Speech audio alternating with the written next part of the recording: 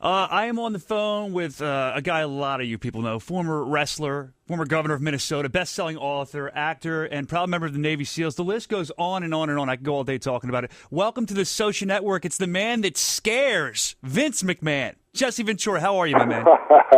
Well, apparently I scare a lot more people than just Vince McMahon today. Do you think Vince is threatened by you? Not a bit. You don't think so? No. Vince is the P.T. Barnum of our generation. You know, he's taken wrestling and turned it into a billion-dollar industry. He's not threatened by me in any way, shape, or form, I don't think. You see, I don't know. I feel like you were one of the only guys when you left WWF at the time that was going to challenge him for the videotape royalties, and you kind of spoke your mind. You had your own mindset, and you know... The only thing he would be threatened by me on was I still can't understand how he gets away calling wrestlers independent contractors. That is the most lie perpetrated, and our government doesn't give a damn, I guess. But how can they call, when they tell you when you'll work, where you'll work, how much money you'll make, and whether you'll win or lose, and you can't work for anyone else? How is that an independent contractor? Well, do you think that's ever going to be changed? I doubt it, because the government don't give a damn. Yeah. It's wrestling. Yeah, it's just kind of, they still see it, I guess, as the seedy back room. Yeah, they don't look at it as we're the only sport that doesn't have a union. They get abused. They talk about people as steroid abuse.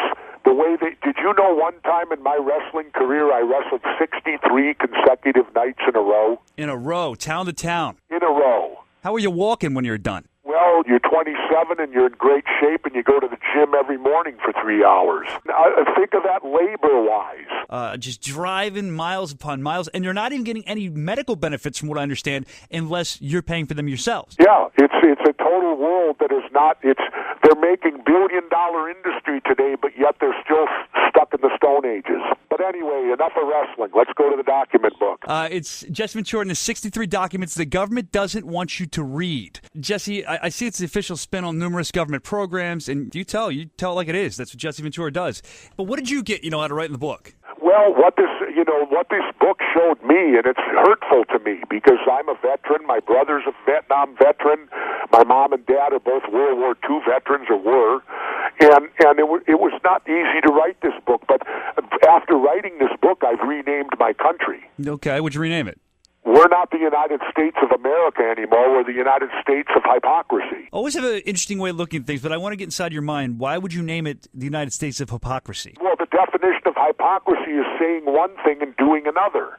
Yeah. And this book proves that our leaders say one thing, but our government is behaving in generally the exact opposite way. I find that to be true also, Governor, and I think that one time you said, I remember hearing you say this, I don't remember if it was an interview or on your conspiracy theory TV show, one of the most patriotic things you can do is question things, question the government. You're doing that with this book. Well, I think it was Tom Jefferson said dissension's the greatest form of patriotism. And that's true, It's absolutely true. If you don't be vigilant to citizens and hold the elected people's feet to the fire, you will get bad government. It's that simple.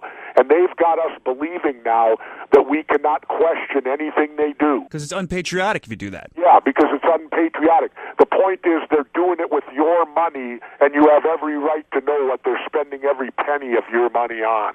Yeah, and you're going to hopefully expose some of that. You can expose all kinds of stuff in the book. Jesse Ventura and 63 documents the government doesn't want you to read. And a lot of these documents, they're public domain, so people can read them, but a lot of the powers that be would just as soon want them to stand under wraps. Well, we print all the documents for you in the book so you can read them yourself, and then, of course, I give a good explanation and my opinion to them.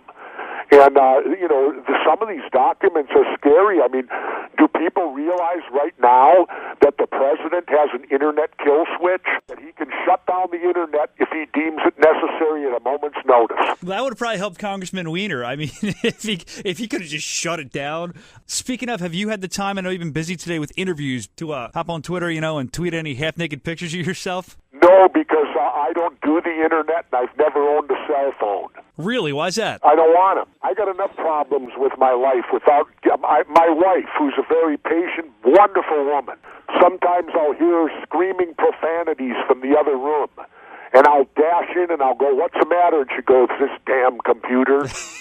And I think if it aggravates her to that level, what would it do to me? So I have never owned a cell phone in my life, and I never will now. I want to be able to put it on my grave.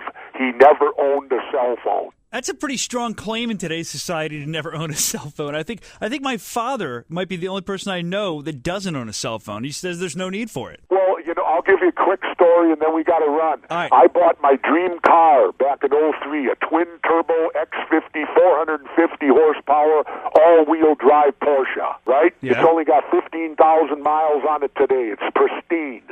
Well, you got to order it from Germany. You got to get a slot number. Came up, and we're taking the order, and my salesman says to me, "Now, where do you want the cell phone?" And I looked at him and I said, "I don't want one. What I want is that 6-CD player that plays 6 CDs instead." And then he probably really looked at you. Wait, he looked at me when I told him I didn't want a cell phone. You would have thought I was ordering a car without wheels. That's the look I got. And I said, "I don't want a phone in my car." I said, "My car is my sanctuary. I can go to my car and have peace and quiet. I want to listen to music when I drive. Plus, it's a Porsche. You want to drive the car." Well, I know you spend all that money on something you've dreamt of your whole life, and you don't want to be talking on the phone. You want to experience what you paid for. You want to drive the car. I don't want to be talking on the phone. I talk on the phone at home. Yeah, exactly. Hey, Governor, last one. I know you got to go. Yep. The whole Congressman Weiner scandal right now, Facebook, Twitter, social networking, it's being used more and more every day. And in my opinion, I think that Obama used it very effectively to help elect himself to presidency. Well, and I was the first candidate to use it in '98. Wait a minute. I don't think Facebook, Twitter even were around in '98. We were the first ones to run a campaign with the internet because it was cheap. Okay, not Facebook or Twitter. Then that is right. And it's amazing because you can just reach so many people from a couple keystrokes, and it's an effective way to do things. Do you think that it's going to cause more harm than good, or how do you think that people are going to handle it? Not necessarily. The harm is caused by the Democratic and Republican Party not venting their candidates before they put them in these prestigious positions to win elections. Why are we getting these dirt bags?